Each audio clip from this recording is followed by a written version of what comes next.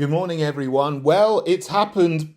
Biden has gone. He's apparently written a letter saying that he's proud of everything he's done as the president of the United States over the last 3.5 years, even though he's run the country and most of the Western world into the ground by his dreadful policies. But he stood down and people thought he might stay and stand as the presidential candidate for the Democrat Party, but he's not. He's gone, and the question now is who's next? And that is very interesting because there are a lot of people making a lot of noises for Kamala Harris to take over and be the nominee for the Democrat Party when they have their national congress in a few days' time.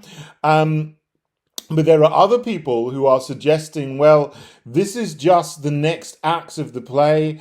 She's going to be put up for the moment, but what will happen further down the line is Hillary Clinton is going to come and swoop in and get rid of her as well and take over the nomination for the presidential candidate. So, going to be very interesting to see what happens. But certainly, Biden has gone, and this is very interesting, both for America and for the UK. Obviously, I support President Trump to be the next president of the USA because his policies are good.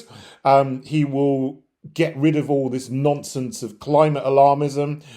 He will get the American economy motoring again, bring back manufacturing jobs in the carbon-based energy system back to the USA, which is good for American workers.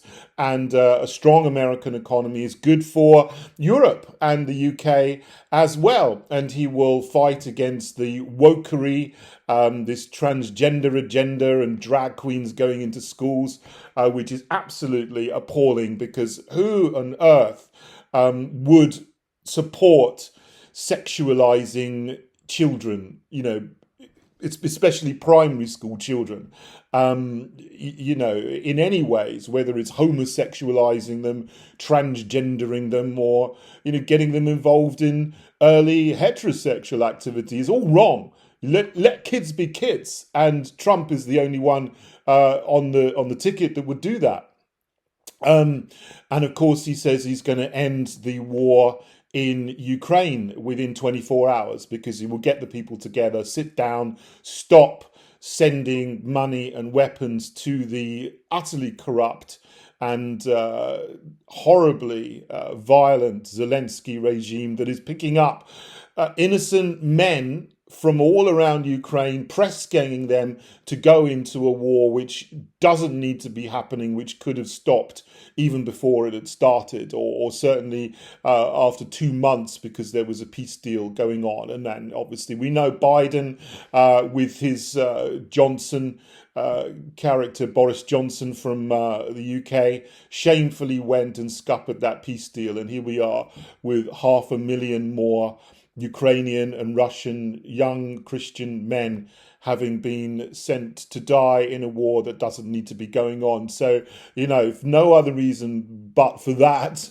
I want President Trump in the election to stop this terrible, terrible war in eastern Ukraine. And, Russians are suffering, Ukrainians are suffering, the West is suffering economically because we don't have normal relations with Russia and we can buy oil and gas and fertilizer from Russia at a good price when we are in normal economic relations with them. Russia should not be our enemy, and we certainly shouldn't be going down that road as the collective West. So that's a very good reason to support Trump. Obviously, there's a couple of things that I do disagree with, and I'm very open about that.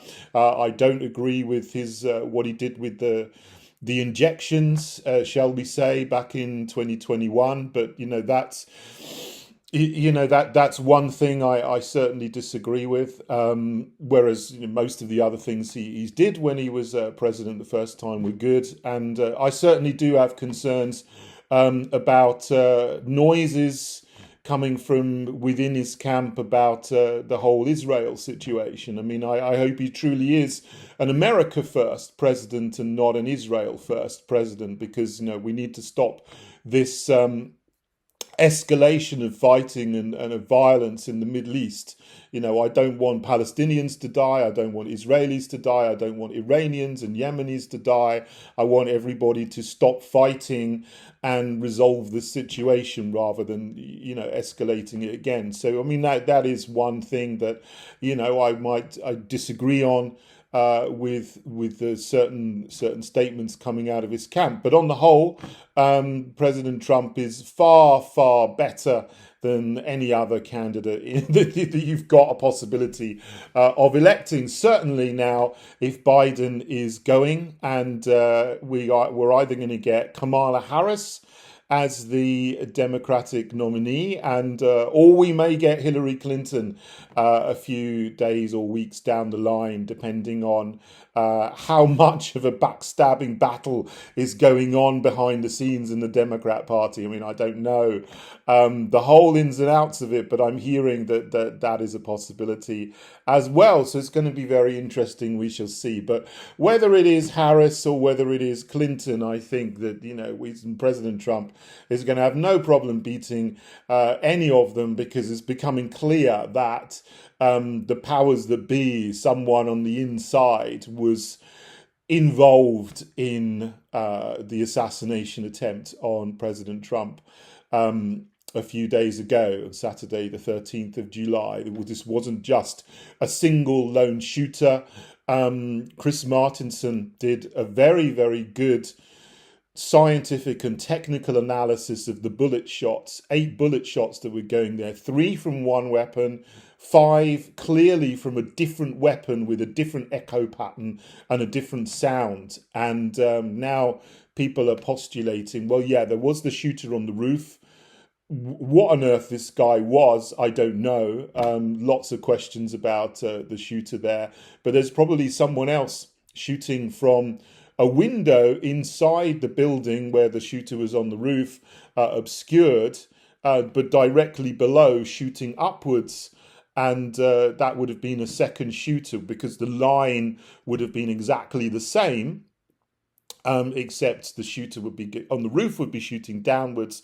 Someone from the window inside the building would be shooting upwards. And this is what Chris Martinson's analysis seems to be suggesting. It's very good to look at and see what you think about that. So certainly there's you know, a lot of questions about the shooting here, but the fact that this was obviously some kind of inside job.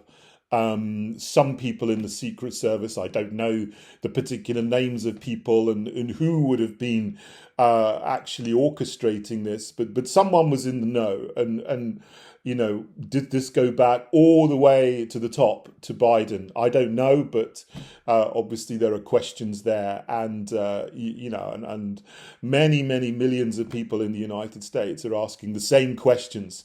Was this an assassination attempt that went right back to the top, to Biden, and to the other people in the Democratic Party, to Clinton, whatever? I don't know, but people are asking the questions. So people are going to be voting President Trump now to be the next president, which on the whole is a very good thing. Anyway, lots to be watching to see how things develop in the next few days and weeks. Anyway, thanks for watching this morning, and God bless you all.